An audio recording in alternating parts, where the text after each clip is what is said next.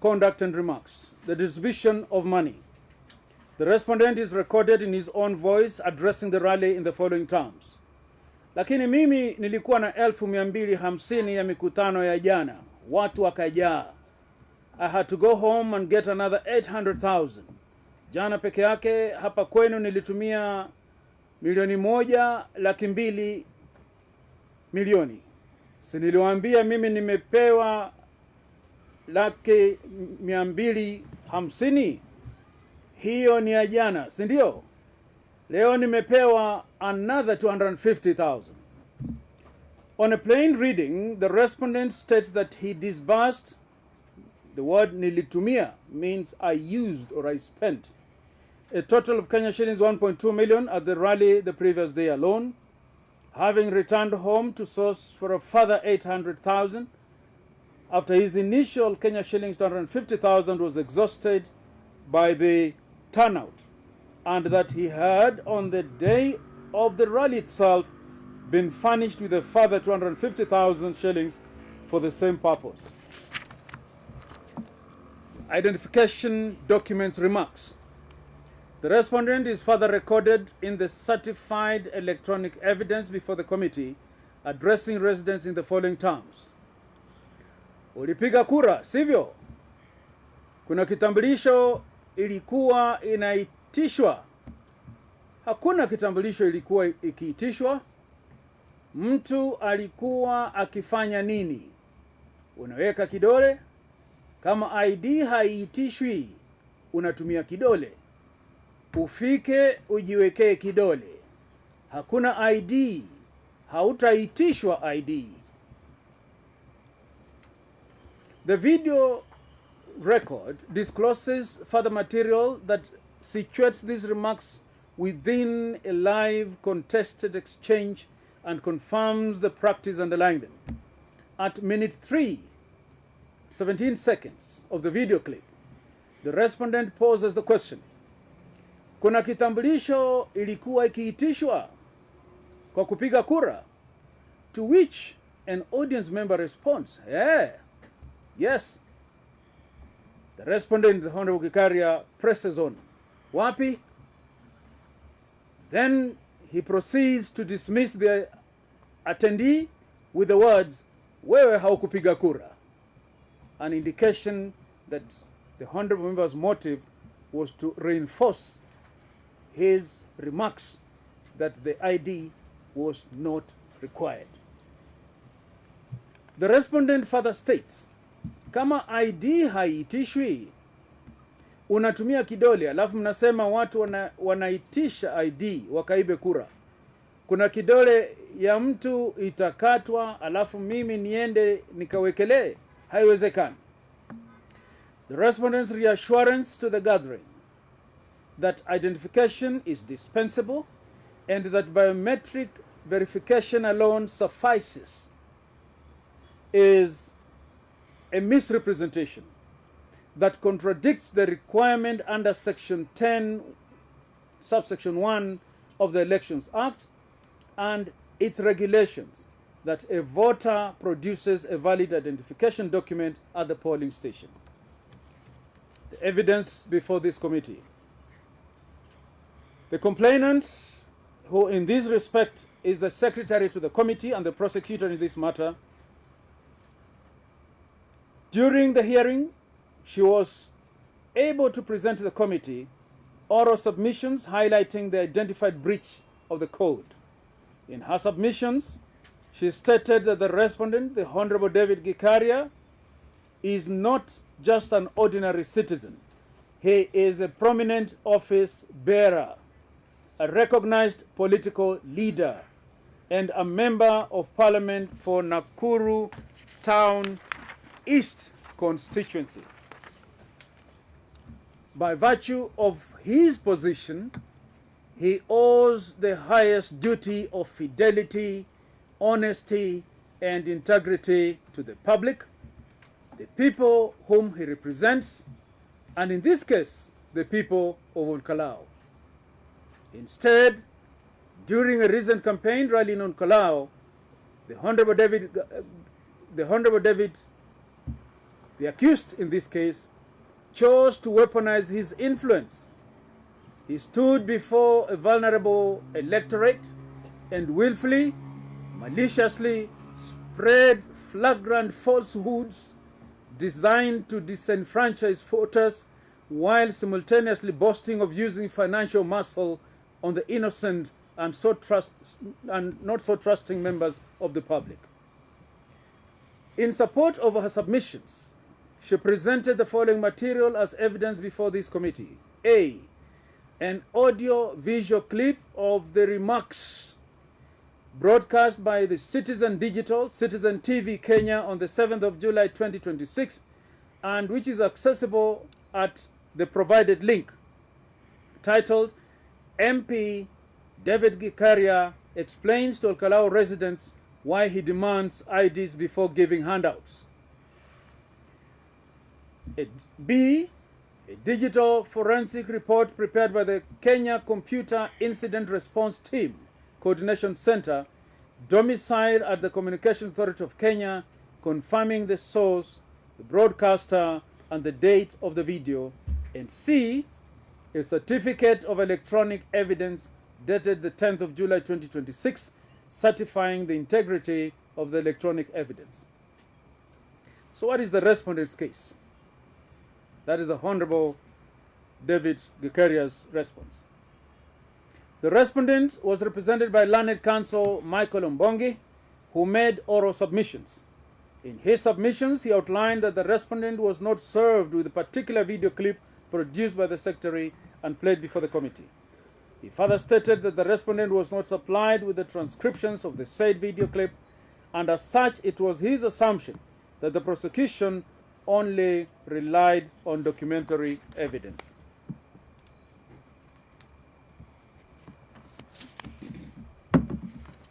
Regarding the contents of the video, he asserted that there was no evidence that money changed hands and that the speech was in itself an offer in exchange for them attending any particular gathering or meeting.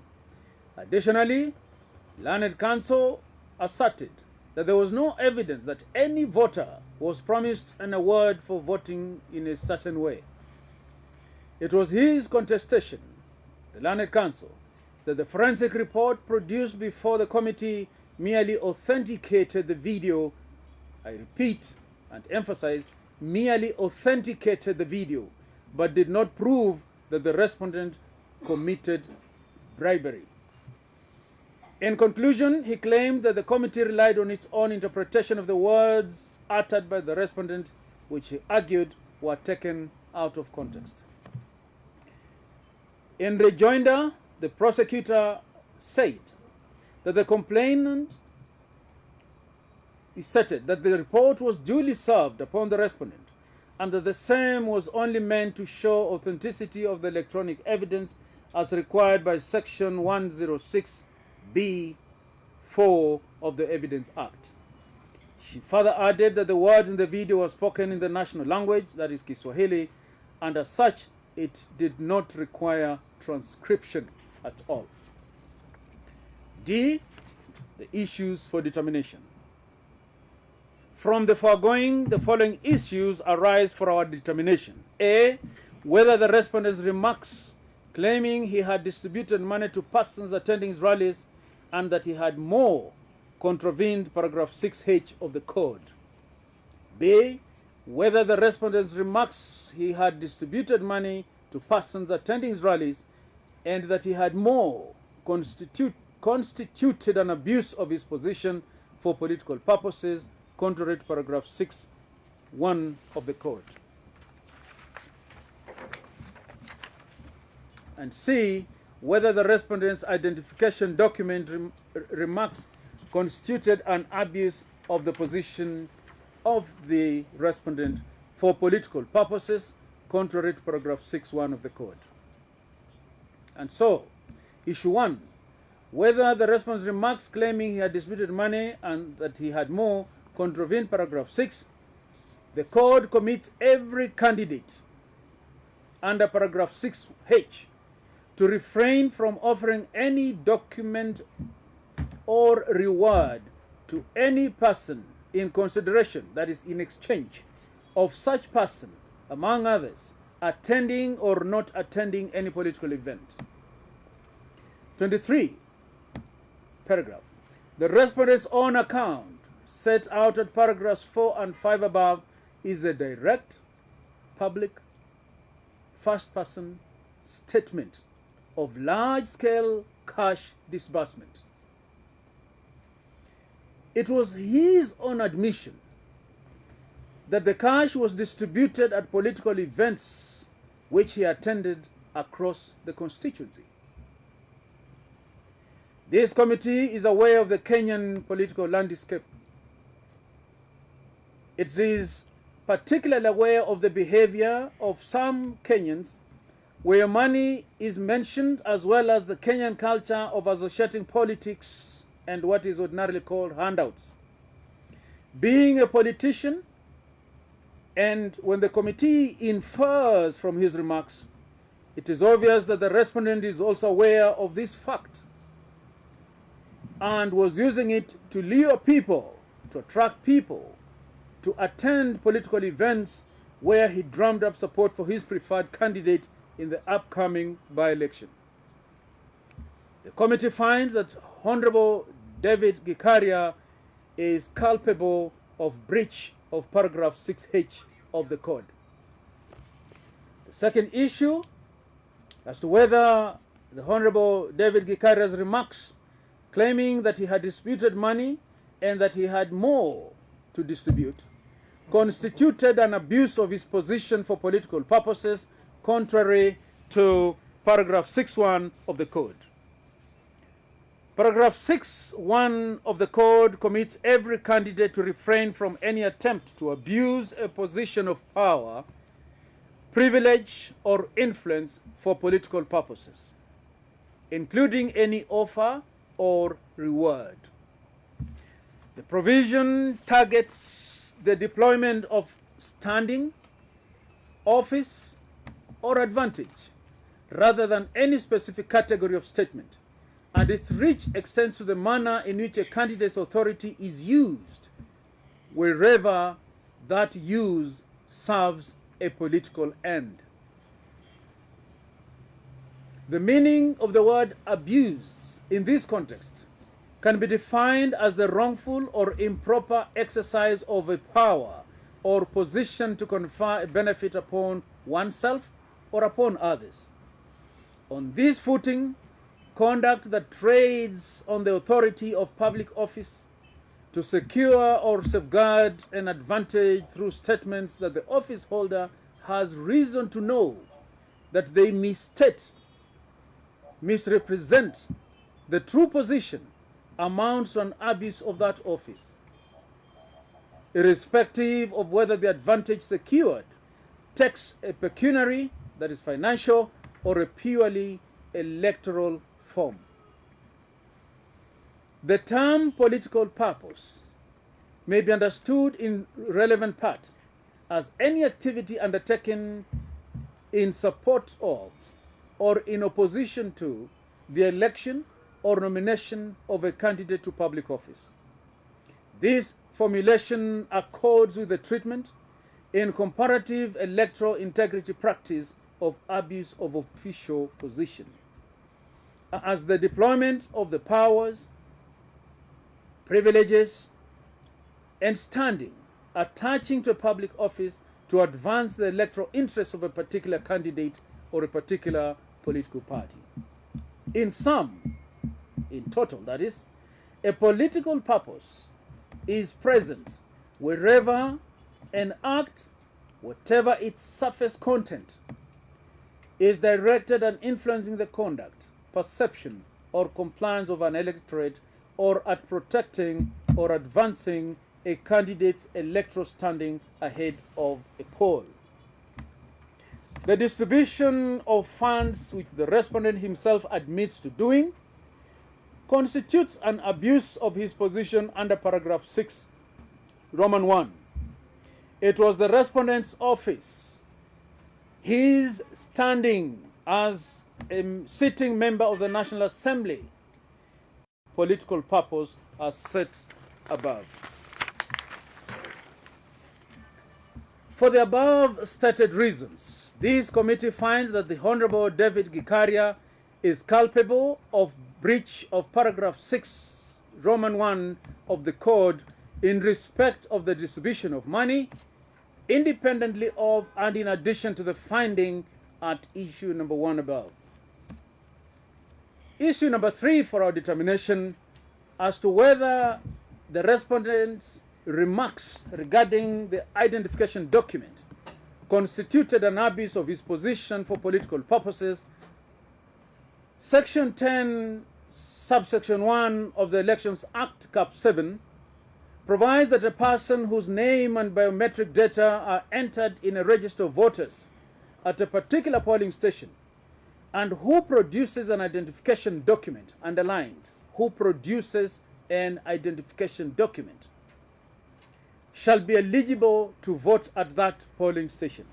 Accordingly, the statutory voting process requires both production of an acceptable identification document, which is either a national identity card or a valid Kenyan passport, and then a biometric verification. Biometric verification does not operate as a statutory substitute or replacement for production of an identification document. To prove a breach of paragraph 6(1) of the Code, this committee finds that it is important to consider 3 elements. A, whether the respondent occupied a position of power, privilege, or influence. B, whether the respondent's conduct amounted to an abuse of that position of influence. And C, whether that abuse was for a political purpose. Position of power, privilege of influence. The respondent is the sitting member of parliament for Nakuru Town East. He is a leader and a person of influence, not only in his own constituency, but within the region of all Kalou included, and the country at large.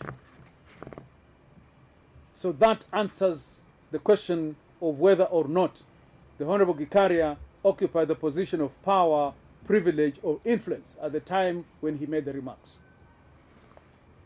Regarding abuse of the position of influence,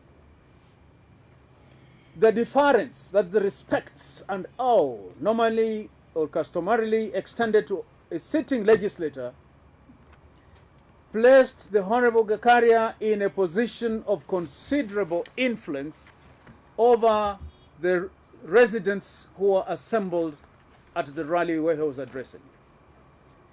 Deploying that influential position, the Honorable Gikaria proceeded to offer the rally attendees a representation on the ID requirement, which misstates and misrepresents the position under the Elections Act and the attendant regulations.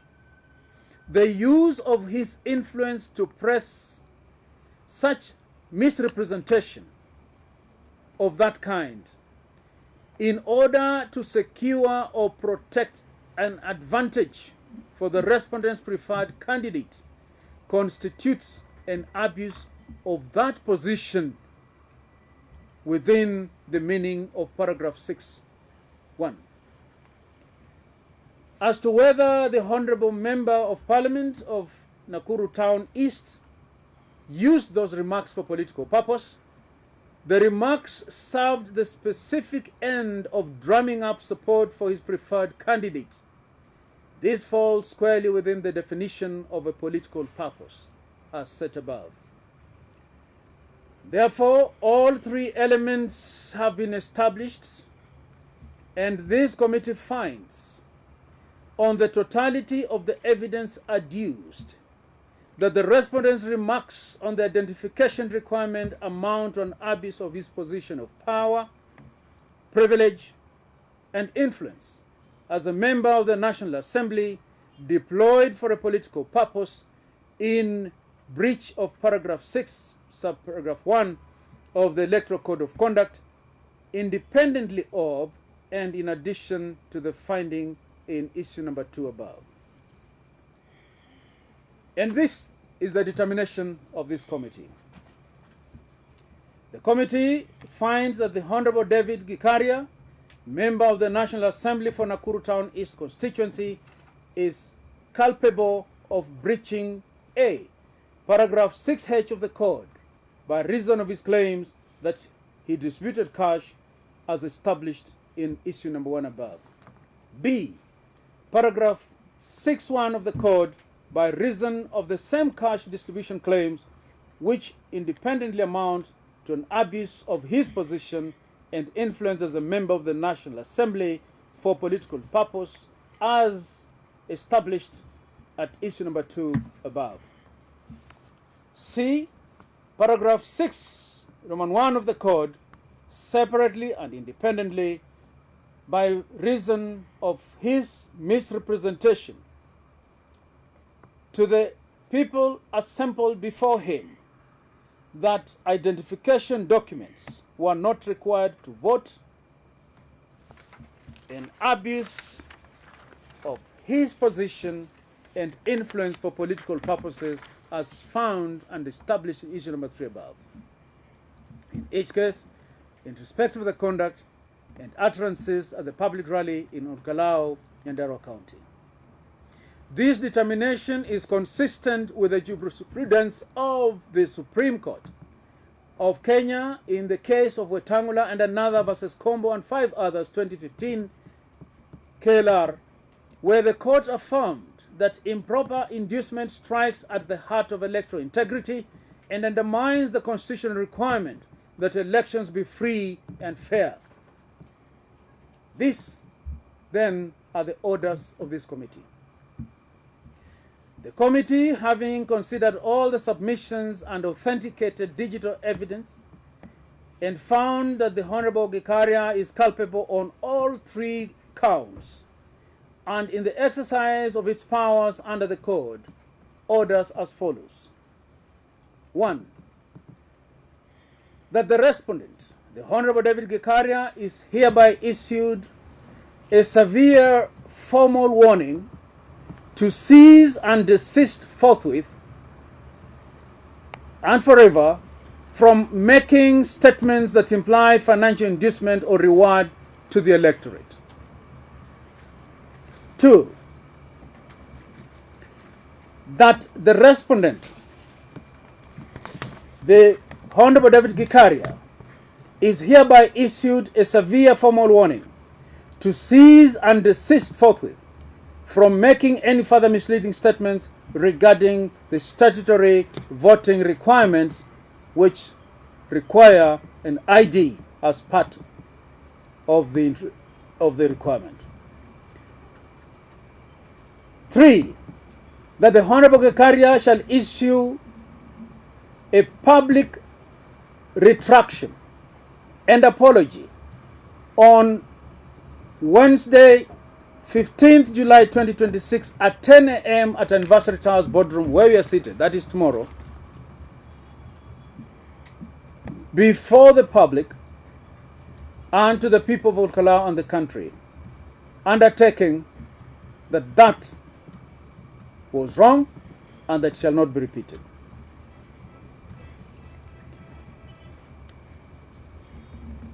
That the authenticated video, another order, evidence presented before this committee be referred to the Office of the Director of Public Prosecutions to investigate potential offenses under the Election Offences Act. If established, the said Honorable David Gikaria be prosecuted criminally under the law. Order number 5, that the Honorable David Gikaria is hereby condemned to pay a fine of Kenya shillings 2.5 million within 48 hours of this determination. And finally, that failure to comply with these orders will attract further sanctions that will include, but will not be limited to barring the Honorable David Gikaria from participating in any further electoral activity conducted and supervised by this commission. Ladies and gentlemen, that is the end of our orders. Thank you for your presence.